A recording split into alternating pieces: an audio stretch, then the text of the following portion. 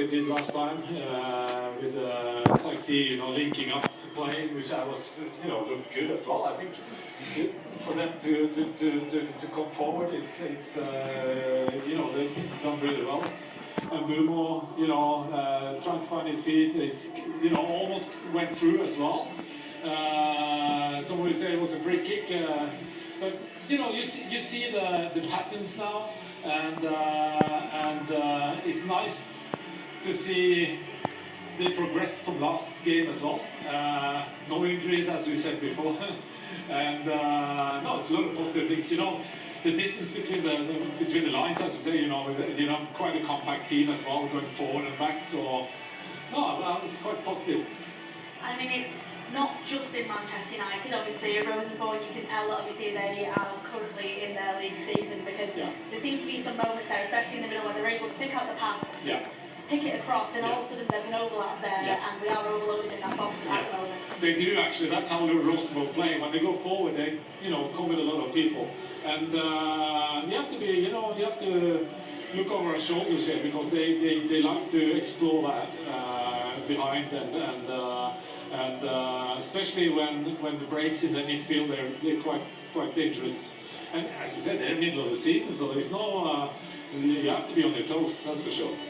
With plenty of changes now in this second half, so for you, how do you think that now we've seen a taste of what Rosenborg have to offer here today, how do you think that the team should face them now?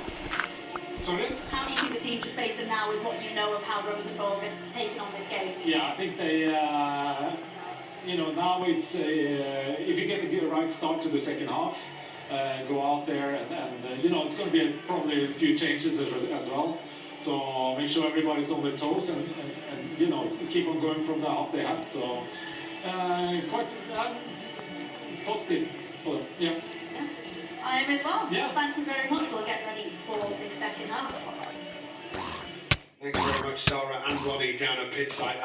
Look, Manchester United, really good value for this 1-0 lead. There are going to be some changes in this second period, and we'll look forward to seeing how the substitutes get on as we go through the second half. One piece of news that has come out from Manchester United this week: signed a new winger, Ben Thornley. Tiernan Thompson is his name. They've got him from Spurs. It's another one of these developmental contracts, not necessarily to come in for the 21s, not necessarily coming in straight for the first team, but somebody that Manchester United feel that they can develop. What do we know about him? That he's a fleet-footed winger, predominantly plays on the left, but is more than capable of coming in on his right foot. Exciting, works extremely hard as well. I think he's brought that into his game over the period of time that he's been down at Tottenham. I've seen him play a couple of times, not against United, but he also has found an eye for goal as well. Enjoys creating things for other players, enjoys scoring goals as any player would. But yeah, he's an exciting prospect, no question. 7 in 7 in the UEFA Youth League. He managed to pick up something that his team, the team that are around him, have really had to push him to try and achieve. He's very much a provider. That's how he would see himself. And the team around him have said, look, you've got the ability to go for goal too. Why don't you do that? And his response was to go on and score 7 goals in 7 UEFA Youth League games, which is not a bad response, really. Look, if you're a winger and you're creating chances for other players and they're converting them, more importantly, you're happy. If you're a winger that is also somebody who can get on the score sheet like he has proved that he can do, then you're worth your weight in gold, I can assure you of that. I heard a wonderful story from one of the team that's around him about how he, when he was growing up, 1,000 touches a day. That was one of the things that he had in his head, that he was going to take 1,000 touches of the football every single day. And what that leads to is a player that is confident with the ball at their feet, somebody who loves having the ball at their feet, taking people on, trying to create things, and what you end up with as that player progresses through their career is somebody exciting for fans to watch. Yeah, without any question. When you see the people here, we've got Shea Lacey who has scored a goal. He is definitely at the right club to be developed into a player that is just going to constantly get better. Well, that first change that I can spy is Harry and Matt, and that's likely to be a change for Luke Shaw. So I would imagine Harry Amass will come in at full-back. Jaden Camerson is also onto the field. That's likely to be for Lenny Yoro. Well, certainly he'll come on at right back. Dorgu's still there, Shea Lacey's still there, Brian Burma, Joshua Zirkzee. So Amass at left back, Andre Santos. Lenny Yoro has come into the centre of defence, so Harry Maguire has made way as well. So Lenny Yoro will move inside into the right-sided centre-back position, and that will mean that Jaden Camerson will come in at right back for Manchester United. And Jaden Camerson and Harry Amass in the Wrexham game, once they came onto the field, Harry Amass had a standout game. Manchester United get us underway in the second half, leading Rosenborg by 1-0. Just a couple of changes at the break for Manchester United. Lacey looking to work that through to Joshua Zirkzee. He's intercepted. I had a text at half-time from somebody saying that the seagulls flying around inside the Lerkendal Stadium were reminiscent of going to Aberdeen away in pre-season in years gone by, and I thought, well, who better to ask than somebody that played at Aberdeen? What are the seagulls bad up there, Ben? Yeah, I said to you that they don't look like seagulls, they look like pelicans. They're absolutely enormous. Albatrosses. Yeah, there must be an abundance of fish up on the That would make sense, given coast where up it is. there, yeah. Mortensen down the line, Harry Amass chasing after it. Change for Rosenborg as well. Goes into the middle, chance maybe. Just right, it is Borgerson onto the field, who has his first touch and very nearly finds himself a goal. Yeah, he just got caught out, didn't he there, Aiden Heaven. Just takes his eye off it at the last second. So, just confirmation of the final Manchester United change. It is. There isn't a third change. We thought there was going to be a Mason Mount change, but not the case. Okay, and we've got lots of changes for Rosenborg, which I will try and talk you through as and when I get the opportunity. This is Joshua Zirkzee, who looks to get it out wide to the right-hand side. Lacey can't get there. He's out of play. Yeah, they've made a lot of changes. 9 changes in total, Rosenborg.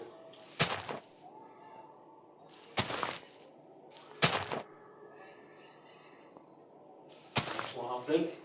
A twin in the Rosenborg lineup.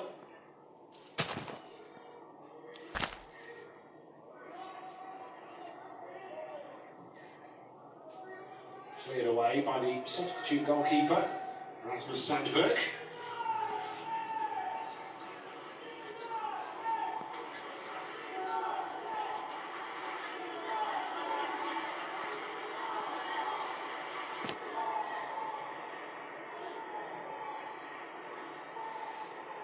So I'll continue. Left off in the first half with those accurate passes, long and short, side of the field to the other. He's been instrumental, hasn't he, in the way that Manchester United are building up. Xerxes' effort! Takes a deflection on the way through. I think will be a corner. Clever from Patrick Dorgu to find him. Xerxes thumps an effort just wide. Yeah, it's a great touch.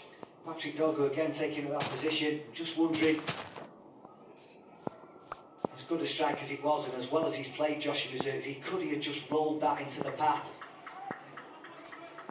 of Shea Lacey, who was just inside him on his, or just outside him, sorry, on the right hand side.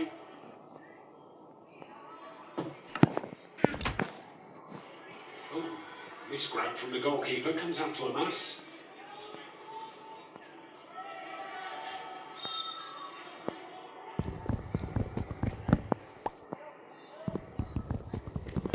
That's the ball, Harry Amass trying to get there, gives away the free kick. Backer. Backer. Underneath him. Ball, Hayden Heaven, chasing after this.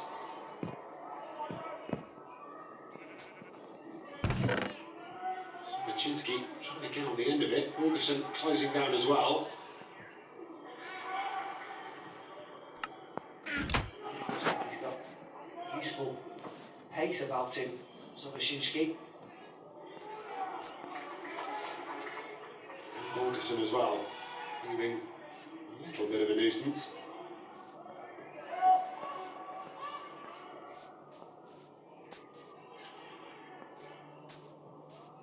Players that took to the field from Rosenborg in the first half didn't quite cover themselves in any glory. Bearing in mind that as good a results as they had in the last 2 games, this is a new manager, so this second half side will be looking to forge an impression on him. Okay, so Volstedt has gone, the goalkeeper.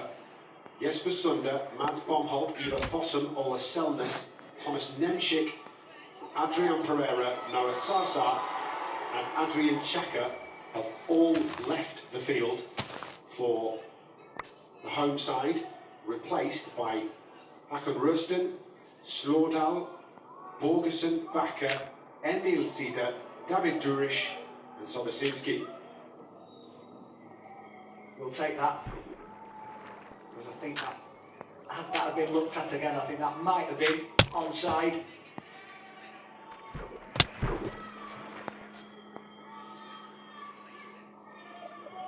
Well, you'll take any decision that goes your way, won't you? Yeah, of course you will. Andre Santos. Patrick Dorgier.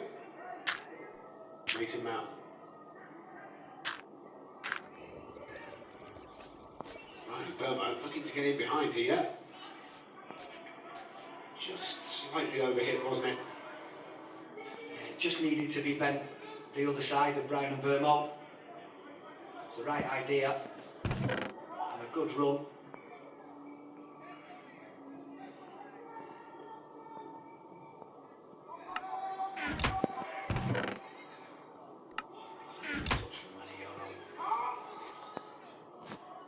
Coming from Jalen Camerson too.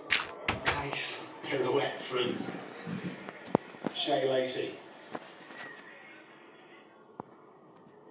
One of those moves made famous by Zinedine Zidane, wasn't it? That pirouette on top of the ball like that.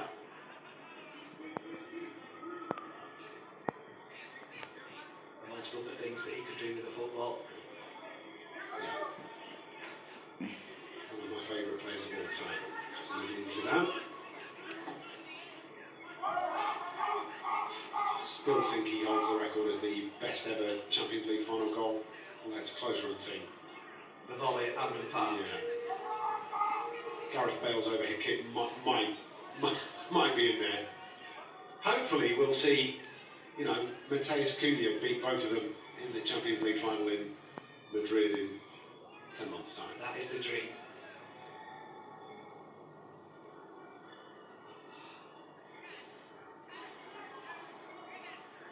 That one at the Metropolitano, Atletico Madrid hosting the Champions League final this year. It's the hope that kills you, Ben. Doesn't mean I'm not going to hope. Who, ironically, are our next opponents. You hope. Atletico Madrid. Come on, time and date then, Ben.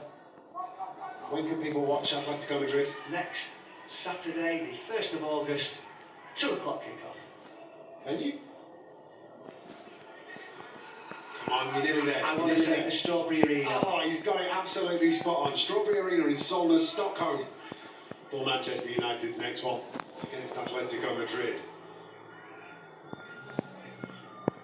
Tell your friends, get yourself subscribed to MU TV, unless you fancy taking a trip over there, of course. I think there are some tickets still available if you fancy a little trip to Sweden. It's a nice part of the world. It's an absolutely beautiful city if you've never been. A city built on the water. Loads to see and do. was there in 2017.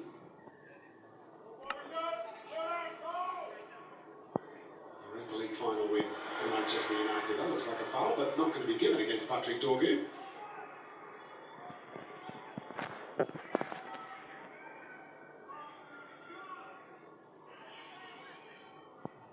Game, if you are not going to Sweden, available for you in full here on MUTV next Saturday.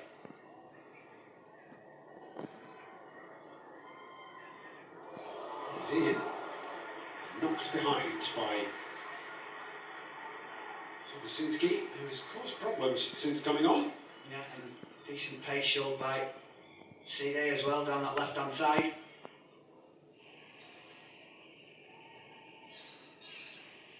Yeah, twins in this Rosenborg squad, very similar to Manchester United, having twins in their pre-season squad as well, in Jack and Tyler Fletcher.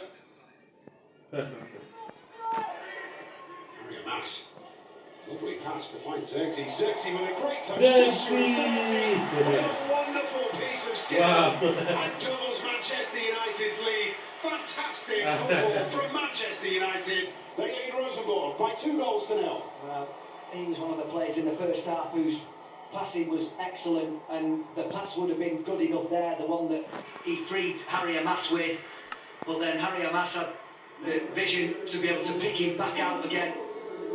A sort of long range 1-2 if you like. There's the pass, and he looks up and he's there again, and that is superb, and so's that. Wow. And he's deserved that, Joshua Zirkzee, because his overall play has been fantastic, and he's got his goal with two tremendous bits of skill that look very, very simple but extremely effective. They are two pieces of magic from Josh Zirkzee. And look at the looks on the faces of his teammates. They all know how tricky that was, how skillful that was from the Dutchman. Excellent.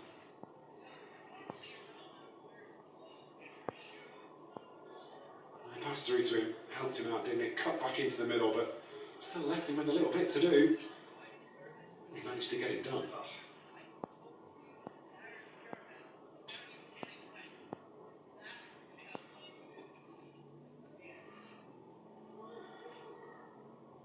Really good. United deserving of that 2-0 lead. Still, they come. Zirkzee again gets there. It's a foul. One of the two, surely. The referee says no.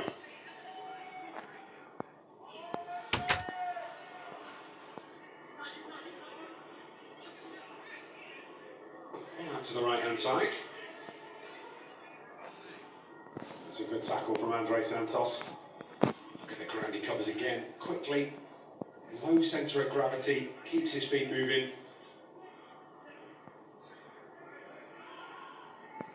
I've just heard news that Skipper's watching, Ben. Bruno Fernandes. Hope you're enjoying the game. Captain. Manchester United leading by 2-0. Won't be too long until we see Bruno back in training. Won't be too long until he's got the captain's armband back around that left bicep and he's leading the team out. An extraordinary season for Bruno Fernandes last campaign. Wonder what he's got up his sleeves for this coming one.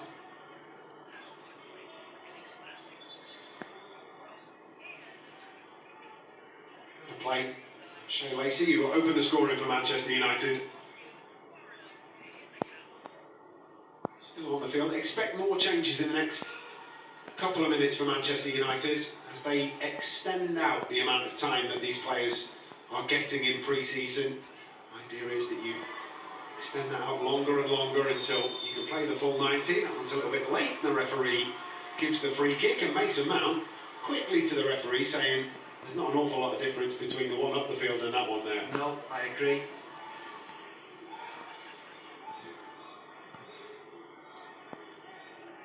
I think it was just a tackle of legs, wasn't it? He was on the stretch anyway, Borgerson, to try and poke that ball through. imagine that this might be an opportunity for a strike, because has Radek Vitek had a save to make in an hour? I don't think he has. I don't think he has either. It's great that goalkeepers are not busy, but I'm pretty sure that he might have envisaged he would have had a little bit more to do than he actually has. Here is the effort, and it is only just wide. I think Vitek had it covered at his near post, but went diving just to be sure that if there was a problem, he could tip it round the post. And it's a decent effort, one of those ones that hit with the instep, wasn't it? To get it up and down. He manages that, steady, but it's not on target. A couple more changes here. Mikel Seder onto the field, and so too Vitry, and a host of changes for Manchester United.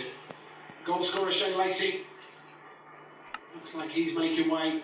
Brian Mbermo, Mason Mount, Aidan Heaven, Lenny Yoro, all leaving the field. High fives all round. Andre Santos has also made way.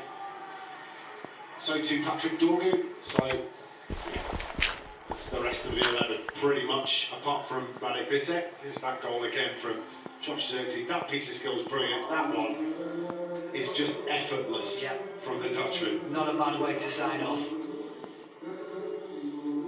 And he, along with the rest of that Man United starting 11, can be extremely happy with the hours work he puts in.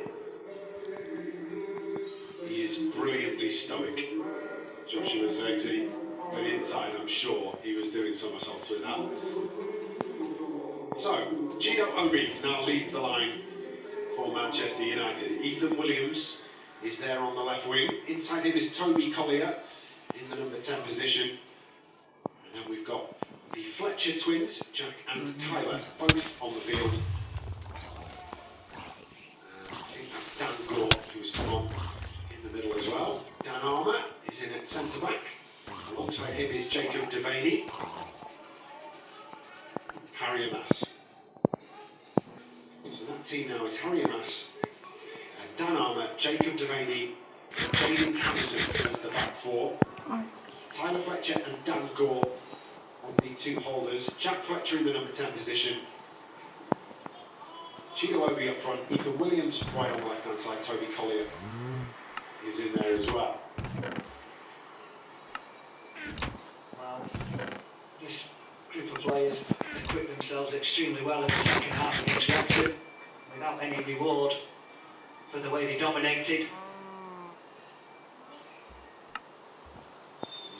You'll hear us talk about these players. Ben and I have again had the good fortune to see all of these play under 21s football in the last 12 months. They are relentless, ruthless, energetic. They work as a team. They close down, they press. They can put a decent set piece into the penalty area. And Jacob Devaney rattles home right-footed. And the Irish schoolboy international grins from ear to ear as he gives Manchester United a 3-0 lead. Well, it's a good ball in, just not dealt with at all by the Rosenborg defence. Not so sure whether the goalkeeper may have wanted to come and try and punch that. Maybe it's a little bit too far out, but it ricochets kindly for Jacob Devaney, and he is calmness personified as he thrashes that into the basically the top of the net. Does well to lift it, doesn't he? If he doesn't, it doesn't go in. No, keeper saves it or defender clears it on the line, but it's a really good finish in the end. And his smile says it all. Happy to score for Manchester United, and you wouldn't be. It's $1 million grid, isn't it? Yeah. Jacob Devaney. So he means to these young players that have come through the academy. Yeah, well, we've seen Shea Lacey do it. Jacob Devaney is one of these players benefited from going out on his loan spell.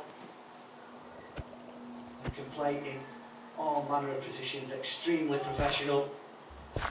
Coach's dream. You see him play right back, centre back, midfield. And then centre forward. Yeah, absolutely. He's captain Manchester United under 21s at times, and He's captain of the Republic of Ireland under 21s as well. Second half of last season, as Ben pointed out, was on loan with St Mirren. 18 appearances for St Mirren.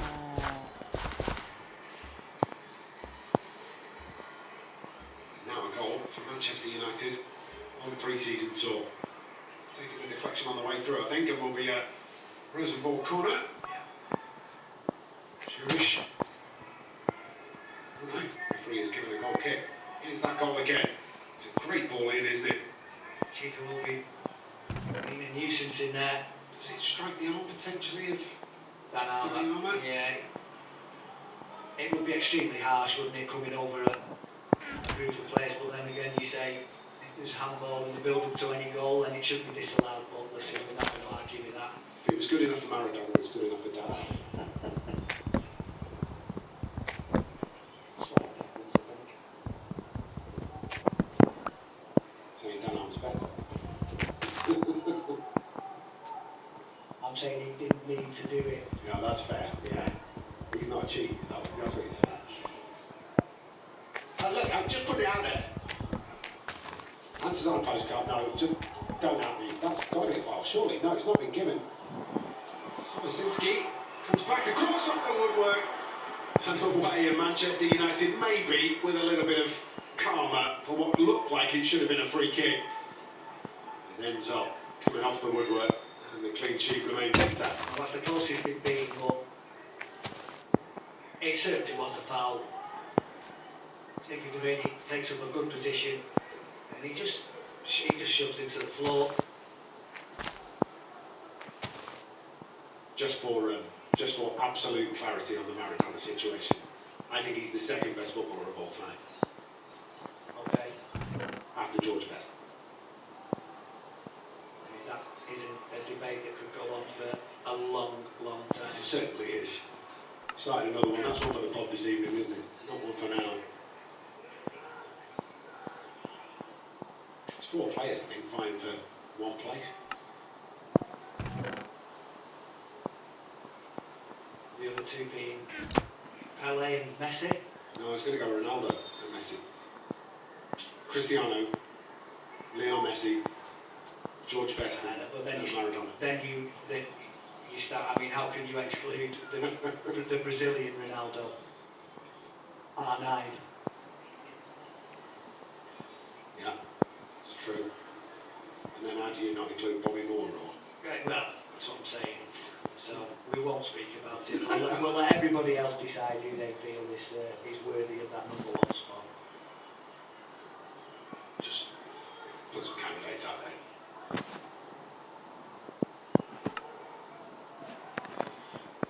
United 3-0 up and flying. Shea Lacey with the opener, left-footed, neat curled finish into the bottom left-hand corner. Josh Xerxes with 2 lovely bits of skill to double Manchester United's advantage. And Jacob Devaney from close range.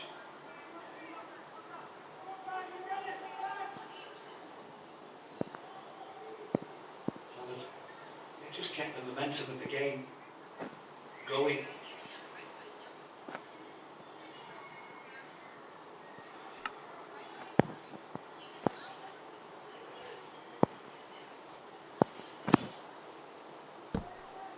Picked up by Rosenborg.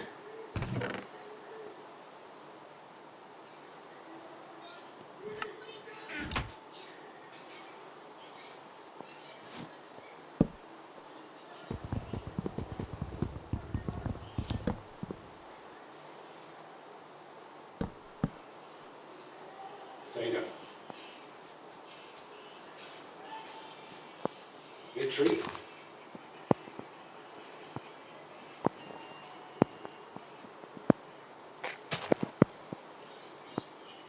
Fletcher steps in, but just a little too much.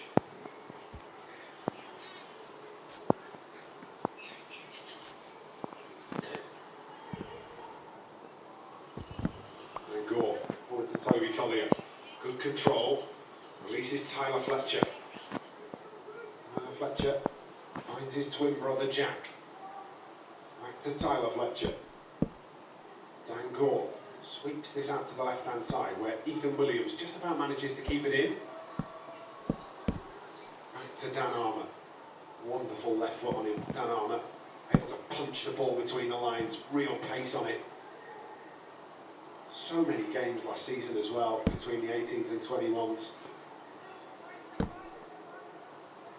He did play a lot last year, didn't he? Another one for the future. Dan Armour, no doubt about that. It's a big part of that under-18s side that had a run to the FA Youth Cup final last season. Dan Armour, somebody that you and I have enjoyed watching over the course of the season. As with most of this side, if not all of it. Some we didn't see all that much of due to loan spells away from the club.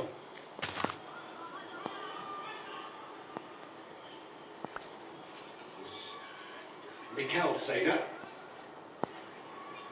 to his brother, Emil Seder. Forward now to Sobocinski. Looks to get round Devaney. Devaney recovers and puts a good block in to knock it behind for the corner. Yeah, he was dogged. Said that the introduction of Emil Seder, Sobocinski, giving them a bit of an injection of pace, but he stuck to his task, Jacob Devaney. Good football from Rosenborg to get themselves into this position. And they deliver a dangerous one into the penalty area. Comes in, straight at Radek Vitek. No problems at all. No. You're going to start your shot from there. You need to bend it from the outside post, the far post, inward. Keeper of Vitek's stature. It's going to be meat and drink to him. Swept Bristol City's end of season awards, Radek Vitek. Really popular character after his loan spell last season. Proved himself again today. It's a good cross towards the back post. Brilliant stretching finish. And Harry Amas converts for Manchester United to make it 4. Brilliant cross and a stretching finish from Amas. Yeah, the ball between the lines and then the way that they all get forward, it's really impressive to watch. I said that they played really well. It's a lovely ball from Toby Collier, good close control from Gino Obi. And then they work it down this right hand side. Aidan Camerson on the overlap. A really dangerous ball in. And the opposing fullback, Harry Amas, coming in to the left hand side, realising he's got no winger, so he's the one that needs to get in at that far post. And he makes a really good contact. Great team goal. Well, that's like victory. Absolutely furious, but I think it's him that gets drawn to Gino Obi. He even checks his shoulder to see where Harry Amas is, and Amas maybe just sticks the accelerator on, and all of a sudden he's sliding in to convert.